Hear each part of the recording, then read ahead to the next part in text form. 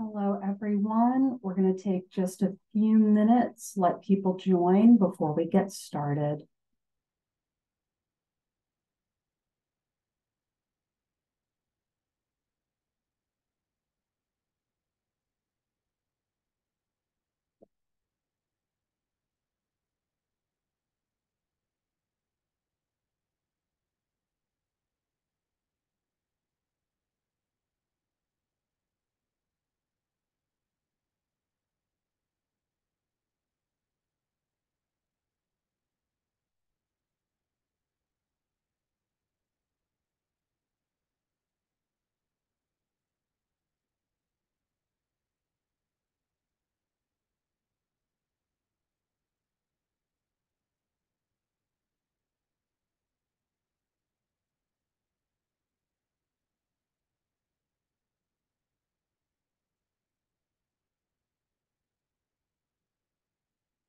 For those who are just joining, we're going to wait a few minutes for others to join us before we start the training. Thank you.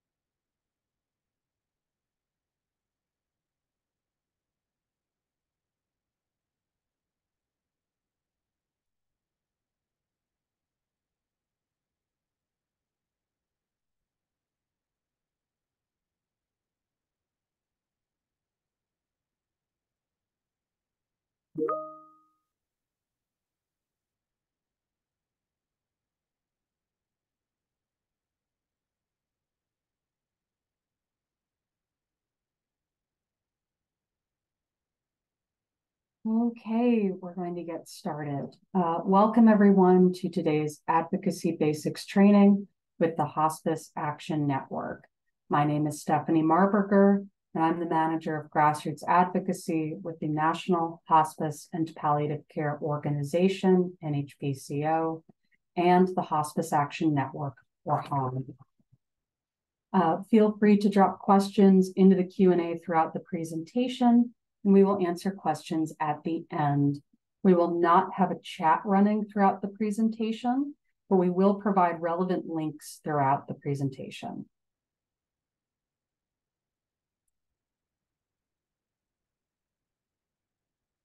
So again, this training is provided by the Hospice Action Network, or HAN. HAN is the 501c4 affiliate of the National Hospice and Palliative Care Organization. NHPCO and HAN work closely together to make an impact for hospice and palliative care. The way this works is that NHPCO sets the public policy priorities through its Legislative Affairs Committee, and HAN carries out advancing those priorities through a variety of methods, including direct lobbying, grassroots advocacy, and empowering hospice and palliative care advocates. At HAN, we bring together the hospice and palliative care communities to speak with a unified voice. To review our hospice policy priorities, you can go to hospiceactionnetwork.org/priorities, and we will drop that link in the chat, as well as provide it at the end of the presentation. So just a quick look at where we'll be going today. First, we'll talk about advocacy, public policy, and the role that advocates play. We'll go over some ways that you can take action for hospice and palliative care today, tomorrow, and throughout the year. We'll review our current advocacy resources and our current action alerts. If you don't know what an action alert is, you will know by the end of this presentation. And we'll have a Q&A. Again, feel free to drop questions into the Q&A throughout the presentation, and we will answer them at the end. So first, we'll just go over the basics of advocacy, public policy, and what advocates do to make a difference. So I like to say that advocacy is a 4-syllable word with a simple meaning: supporting a cause. Advocates take action for causes that they care about, and advocates impact public policy. Public policy is the system of laws, regulations, and funding enacted by the government. Advocates impact public policy by contacting their representative lawmakers directly regarding legislation that would change public policy that impacts their cause. And in our case, that cause is hospice and palliative care. As an example, if a federal law might be passed that would positively impact the hospice and palliative care workforce, hospice advocates would contact their members of Congress and ask them to support the passage of that law. Now, when it comes to advocacy, a lot of people may think, well, what impact could I possibly have? Why should I be an advocate? Well, there are a variety of reasons to become involved in advocacy. One is that public policy impacts hospice and palliative care providers, organizations, and the patients and families served. And as someone professionally and or personally involved in hospice and palliative care, you do have a role to play by speaking out about your experience with hospice and palliative care. And the good news is advocacy is easier than you think. And we're going to show some easy ways that you can take action later in the presentation. So the most common way that public policy comes about is by a bill becoming a law. The chart you see on the screen is an example of how a bill at the federal level becomes a law. So if this were a federal bill, it would be written down and introduced to a House of Origin. And at the federal level, that would be the Senate or the House of Representatives in Congress. That bill is then sent to a committee. That committee reviews the bill and makes changes to it. That bill is passed out of the committee after it's been reviewed and edited. This version of the bill, passed by the committee, is then voted on by the entire House of Origin, which again would be the Senate or the House. If the bill is passed by its House of Origin, then it goes through the whole process again in another chamber. So if a bill passes the Senate first, it then repeats the process in the House of Representatives. If that bill is very lucky or very popular, it's passed down by both the Senate and the House, and then sent to be signed into law by the president. And even then, for some reason, it might get vetoed. So as you can see, there are a lot of steps in the democratic process of making law and public policy, and that's why advocates are so important. In a single session of Congress, 10,000 bills may be introduced and go through the complex process we talked about on the previous slide. Out of all those bills, only a handful will be related to hospice and palliative care. Democracy is competitive. So how do hospice and palliative care compete for legislators' attention? Through advocates and the stories that you tell. Advocates go to their lawmakers and say, I am a constituent and I need you to take action on this issue because it matters to me. A lot of advocacy is really about building relationships with legislative offices. And the good news is this works. Legislators want to hear from people in their districts and they want to represent their interests. They want to know more about their communities and what they need. That's why communication between advocates and legislators is effective. NHPCO and HAN are examples of nonpartisan groups that advocate for the cause of hospice and palliative care.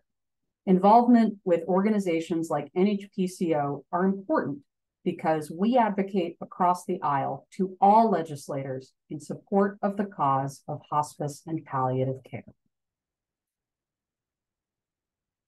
At NHPCO and HAN, we support advocates and advocacy efforts through a variety of ways, including raising awareness about hospice and palliative care issues, creating educational resources about specific issues or bills related to hospice and palliative care, and providing opportunities to impact public policy, such as action alerts, which we'll talk about a little bit later, and Hill Days, where advocates meet with legislators about hospice and palliative care issues.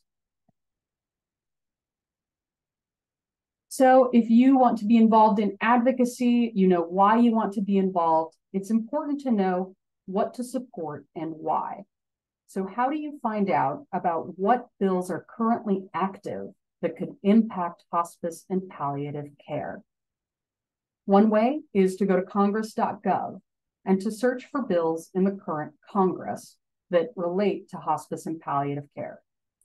You can also keep up with industry media like Hospice News for the latest on legislative issues. And you can get involved with groups like HAN. At HAN, we actively track legislation at the federal level and pay attention to bills that would have the greatest potential impact for hospice and palliative care. For bills that we currently support in the current Congress, you can go to our Action Center's bills page, linked on the screen there and shared in the chat. You can also see bills that we supported in the previous Congress. And you can look at our Public Policy Priorities page, which is our guiding document for what bills and issues we prioritize. And now we're going to watch a short video about advocacy and its impact.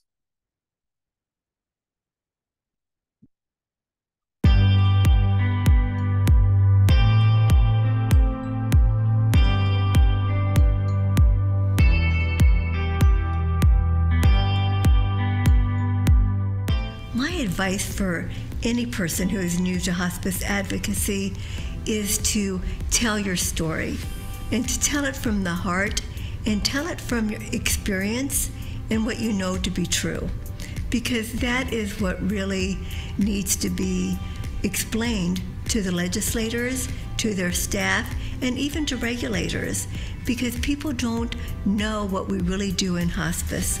There are a lot of myths and misunderstandings. And so to be a true advocate is really to tell the truth.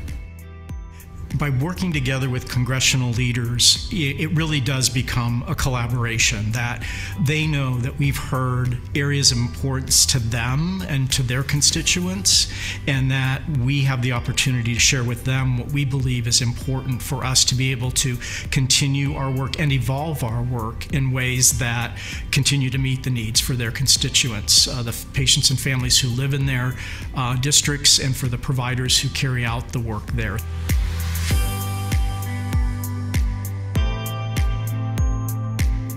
What I've learned about myself from being a hospice advocate is that my voice really does matter, and that I don't have to know policies inside out to be able to really get home what is important about hospice care and how much it can influence people and change lives, incredibly change lives. So I've learned that if I'm just sincere and honest and speak from my heart and lead with my heart, that there are just tremendous opportunity to really talk to legislators, to have them hear about the real people that this touches.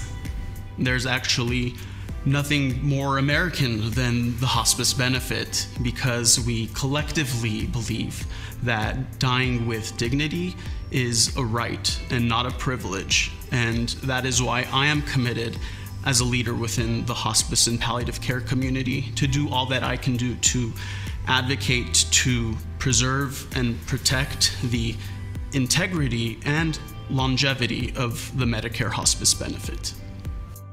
Advocacy has a very special part in the work that we do to achieve the success that we do and the longevity. hospice is the only program that still receives 100% reimbursement from Medicare. And I feel that it is necessary that I get out there and stand up for those that I serve. It's a picture of my mom's hospice nurse, who was also my dad's hospice nurse. She is shaving him the day of my mother's funeral because he didn't have the strength to shave himself. This picture to me is the epitome of hospice care.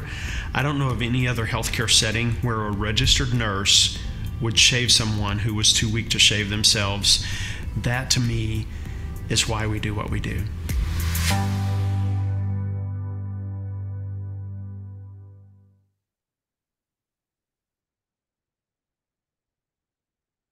I just wanted to thank our HAN board members and our HAN My Hospice ambassadors, who are especially committed and engaged advocates, for participating in that video. Now, if you're feeling motivated and inspired, I know I am, we'll go over some ways that you can take action for hospice and palliative care today, tomorrow, and throughout the year. So you know what issues you support and why. You're excited to be an advocate. What comes next? Well, first, we recommend that you have a story ready that you can use for the basis of your outreach to your legislators. And that can be a story from you and your experience with hospice and palliative care. It can be the story of your organization and the services it provides on your community, or it can be stories from your community, from patients and families that have benefited from hospice and palliative care. Now, there are 4 ways that you can advocate throughout the year. We're going to list them here, and then we'll go into a little more detail as we go on. So first, sending a quick message to your legislative office about a bill or an issue. You can send an action alert or an email, or you can make a direct phone call. You can write a letter to the editor in your local media. You can host a tour or another event at your hospice or facility and invite legislative offices to attend, and meet directly with legislative offices about bills and issues. So first, if you want to send a quick message about a big issue to your legislative office, an action alert is a great way to do it. An action alert is one of the easiest, fastest ways to contact your legislator about a bill or an issue that you care about. And action alerts are pre-drafted messages about issues or bills that advocates can easily send to their legislators, and they are created by advocacy organizations like HAN. You can see on the screen there a screenshot of the HAN Action Center, where all of our current action alerts live. That's where you can always find our action alerts. We'll drop a link to the Action Center in the chat, and you can check it out after this presentation or anytime in the future to see how you can take action. Outside of an action alert, you can always send an email to your legislative office, or you can make a quick phone call to your legislator's office. Another great way to spread the word about hospice and palliative care and issues that impact that care, as well as your community, is to write a letter to the editor. Neighbors, community members, and public officials all read local media to learn more about how important issues impact the local community. As a hospice and palliative care provider, you are uniquely positioned to educate your community and public officials about hospice and palliative care and the impact it has on the community, as well as what hospice and palliative care need to be successful. On the screen here, we have an example of an op-ed that was published in the Seattle Times earlier this year. It was co-written by the co-directors of Providence Hospice in Seattle. And the article talked about President Carter's entrance into hospice earlier this year, and talked about research and what it tells us about the benefits of entering hospice care when the time is right. If you would like to learn more about how to get in touch with your local media and want to write a letter to the editor, you can go to our Action Center media page, which connects you with your local media outlets.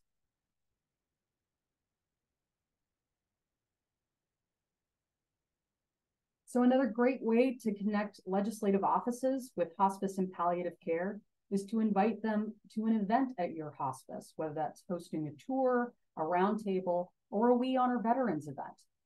Seeing hospice and palliative care in action can be a great way to show legislators and their staff the true value of hospice and palliative care and its impact. We encourage having legislators or their staff speak with beneficiaries, families, or workers on site. It helps them see the day-to-day benefits and challenges of hospice and palliative care. This is an example of advocacy that isn't focused on talking about a bill, but it's really an opportunity to educate legislators and staffers about what this model of care really looks like.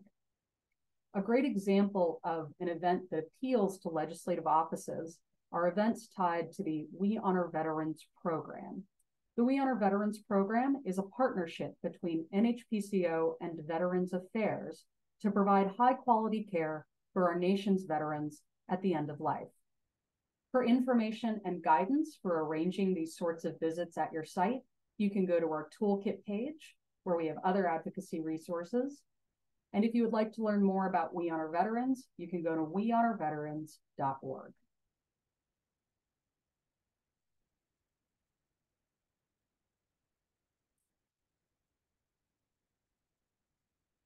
Now, the last way that you can advocate throughout the year is one of the most effective ways to advocate for any issue, including hospice and palliative care, and it can be one of the most empowering experiences for an advocate, and that is meeting with a legislative office. You would be surprised the impact a 10 to 15-minute conversation can have on an office. There are 5 goals in a meeting with a legislative office.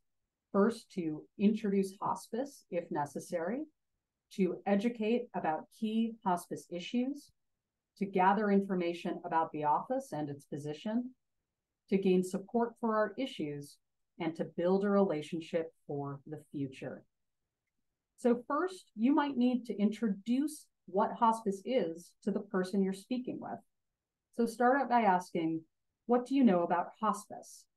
Fit your organization into this introduction as well, including the population you serve, the types of services you provide, the number of employees and volunteers utilized by your organization, and the difference you make in the community. Then educate about 1 or 2 key issues. If possible, include information about how this issue affects your community, including your patients and employees. If there is a current bill related to the issue, describe it and the impact it would have for hospice and palliative care, especially in your community or district. Once you have made your case as an advocate, gather additional information that will help to understand the office's position on our issues. Ask if the legislator or staffer is interested in learning more about our issues. And then the meeting is all about this, getting support for our issues with an ask. Ask for the office's support and action in support of the key issues you've discussed at this meeting, whether that's voting on a bill, a signature on a letter, or just providing support in the future. And then finally, build a relationship with the office, because you might not get a yes to your ask today, but you might get a yes in the future. And it's important that your visit has put this issue on the office's radar. The office can always learn more from you and your expertise as an advocate. Make sure the person you're meeting with knows your name, who you represent, and that you can be relied upon for future outreach. And if this sounds intimidating, it's okay. We do have resources and guides to help you request a meeting and make that meeting successful. So if you would like more resources, you can go to our toolkit page, and to identify your representatives and their office contact information, you can go to our Action Center on our legislators page.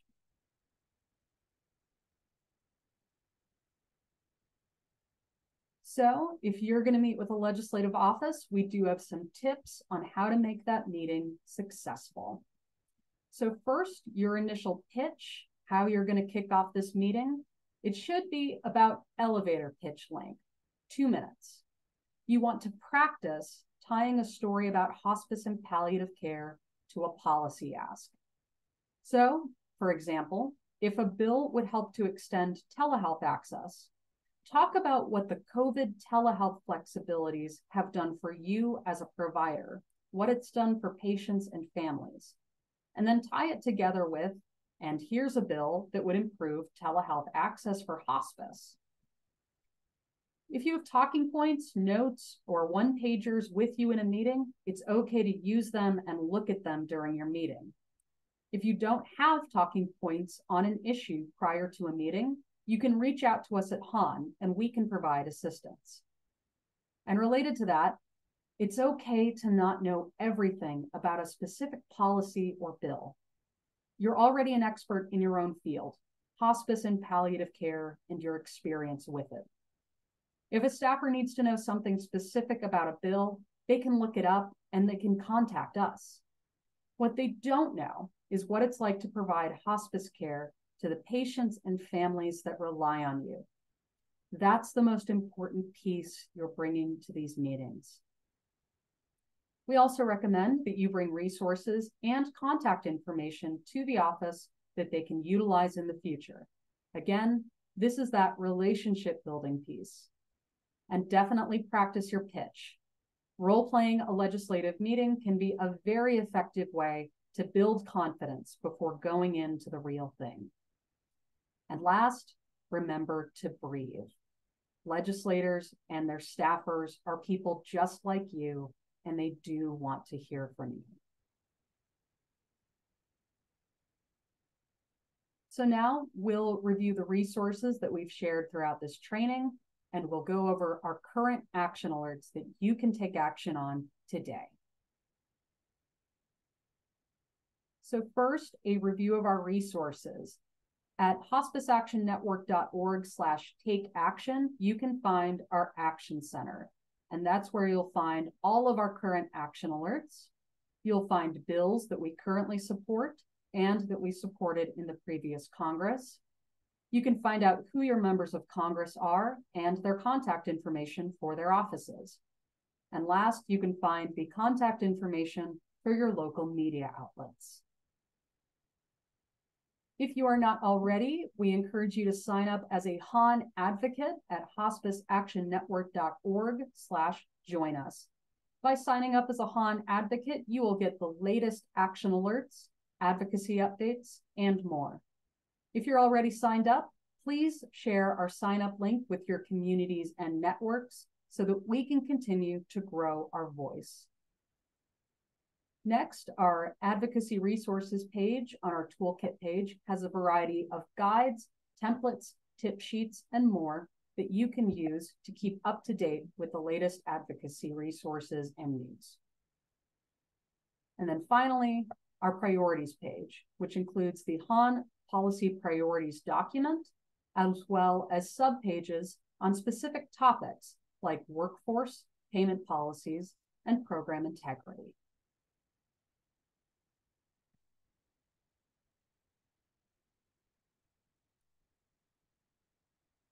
So for our first current action alert, we have the CONNECT Act, HR 4189, Senate Bill 2016.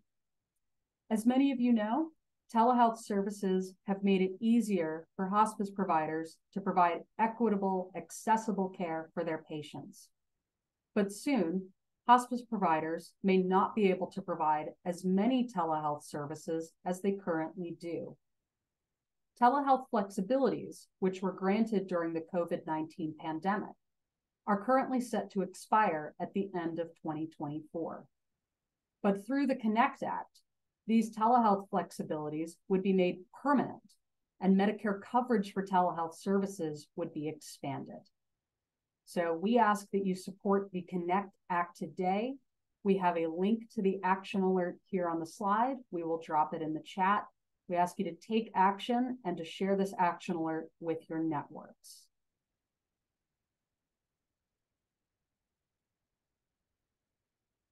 Our next action alert is on the Palliative Care and Hospice Education and Training Act, or PACHETA, Senate Bill 2243. As many of you are aware, we are experiencing a workforce crisis in healthcare and an unprecedented shortage of trained hospice and palliative care providers. But if PACHETA were to pass, it would help with the workforce shortage in a variety of ways, including growing the hospice and palliative care workforce with improved training for healthcare professionals, strengthening education on palliative care, enhancing public awareness for palliative care, and expanding palliative care research. PACHETA has been a priority bill for the hospice and palliative care community for several years. So we ask that you take action on PACHETA today and share this action alert with your networks.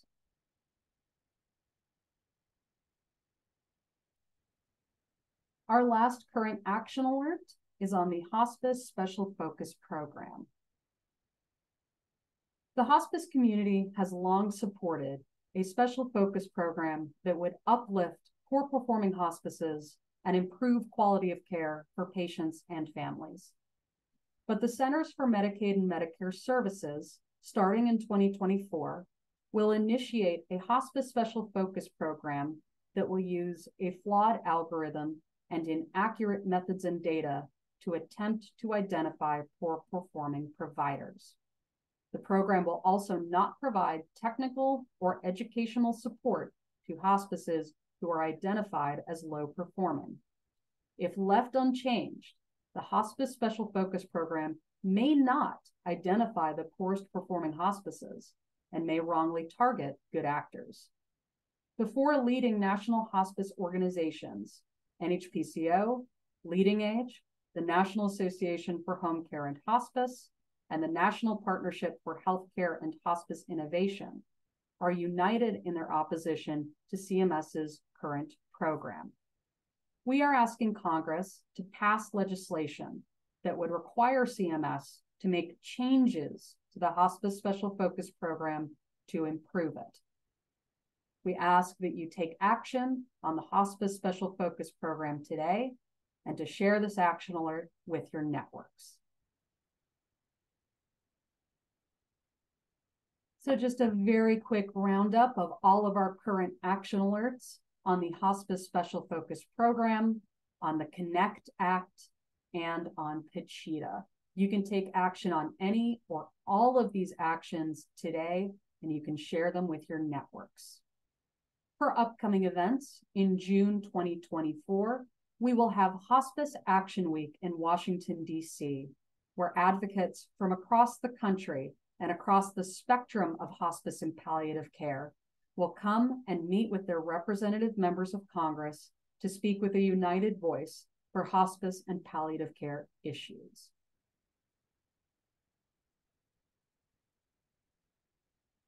And now we are at the Q&A. So please drop your questions into the chat. In order to answer these questions, I will be joined by Logan Hoover, Vice President of Policy and Government Relations with NHPCO and Executive Director of HAN.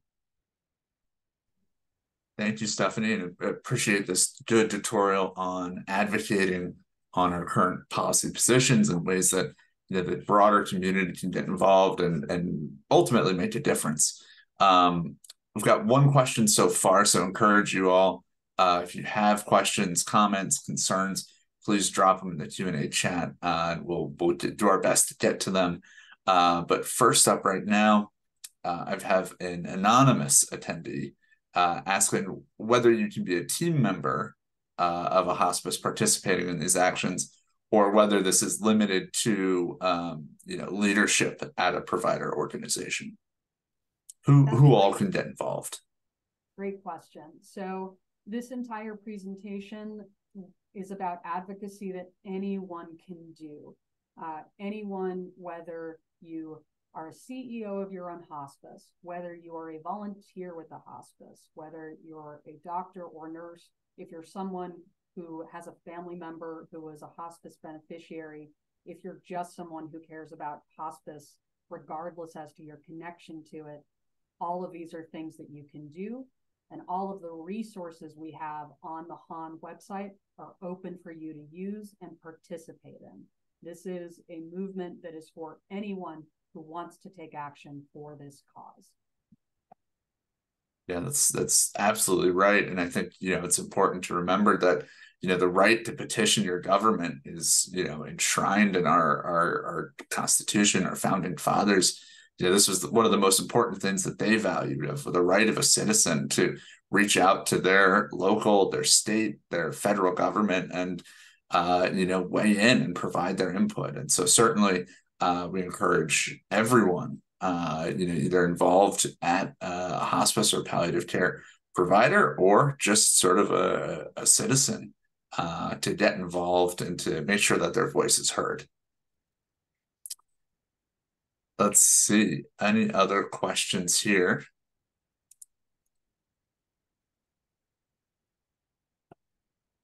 So, Stephanie, how can people, they saw there's a list of a couple different bills that we are supporting and asking them to weigh in on.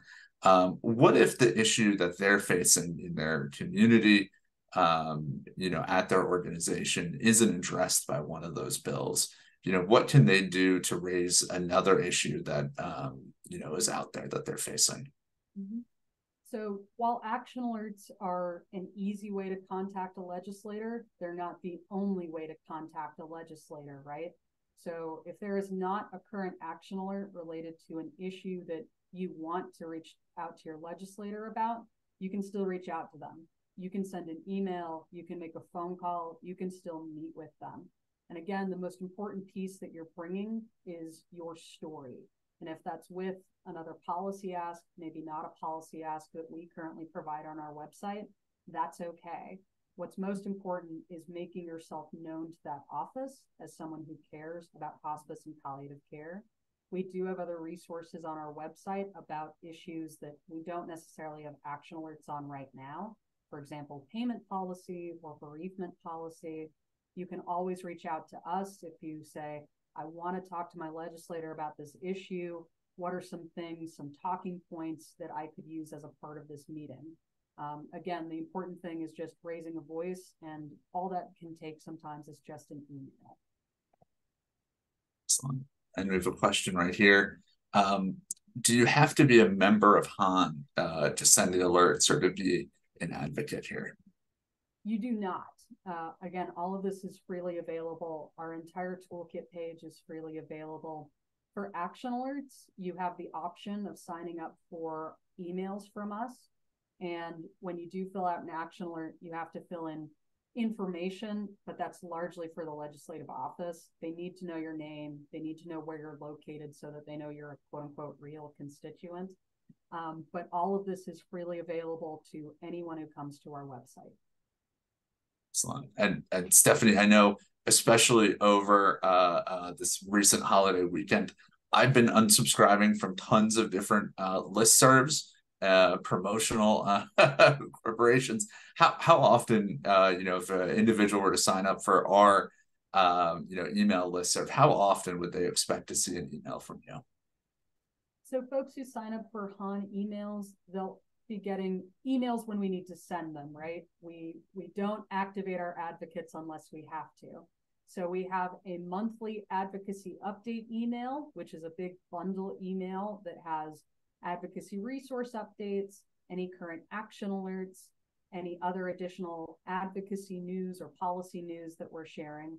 So that's one email a month. And then in between that, we have action alerts.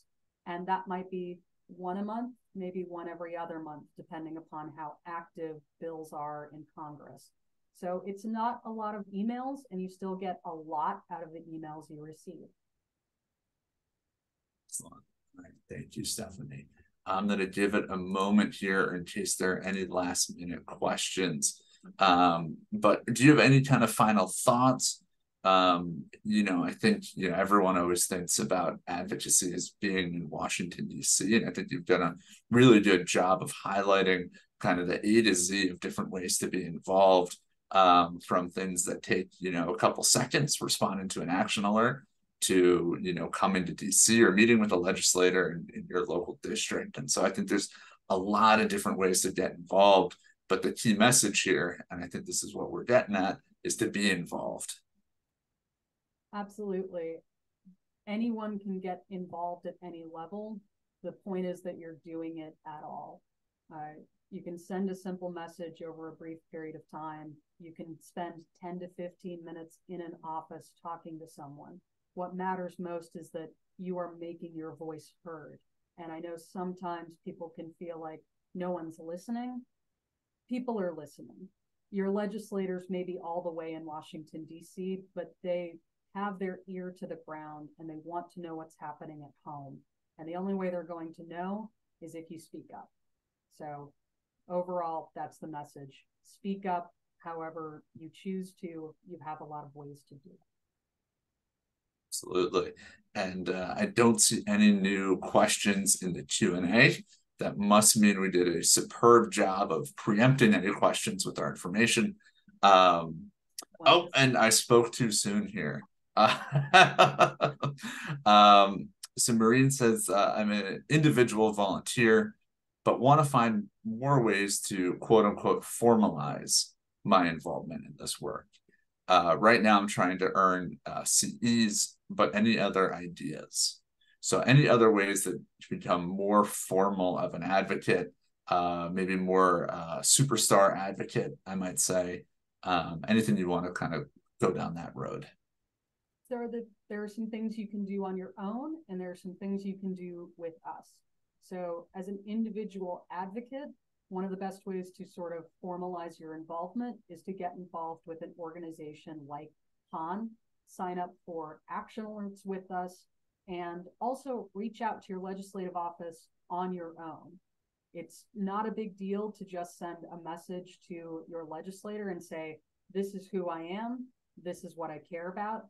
And again, I am a resource on this issue. Building a relationship through something as simple as email is a great way to do it. If you're a volunteer with a hospice, speak with your organization and talk about what if we had a tour and invited our legislators to it. And again, being a point person on arranging that kind of event is a way of formalizing that relationship. Really being an advocate is being a relationship builder. In terms of other ways to get more involved, at HAN, we have the My Hospice Ambassador program. We had our My Hospice ambassadors, some of them spoke on the video that we had in this presentation. And those are advocates that are particularly committed, particularly interested in being leaders and being educated about the latest advocacy and policy issues for hospice and palliative care. And we recruit My Hospice ambassadors a couple of times a year.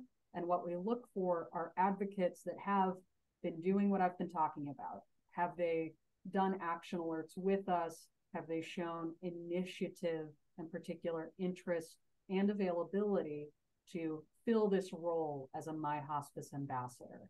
And we do have a page about the My Hospice Ambassador program on the HAN website, hospiceactionnetwork.org, I believe, /ambassadors.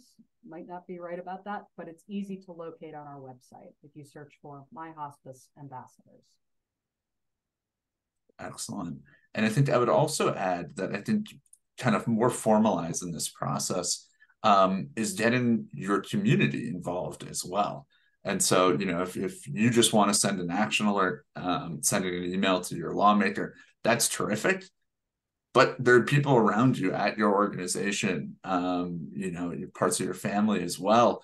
These are people who you can recruit to say, hey, can you also send this email to a lawmaker in support of hospice and palliative care? And so the more people that these lawmakers hear from, the more that they're going to pay attention to our issues. And so I think you can also be a leader in your own community, at your own organization, to really amplify your voices. Well, Stephanie, I think that concludes all of our Q&A for today.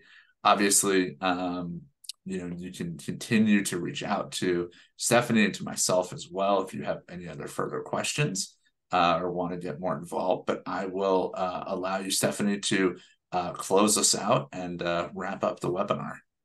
All right.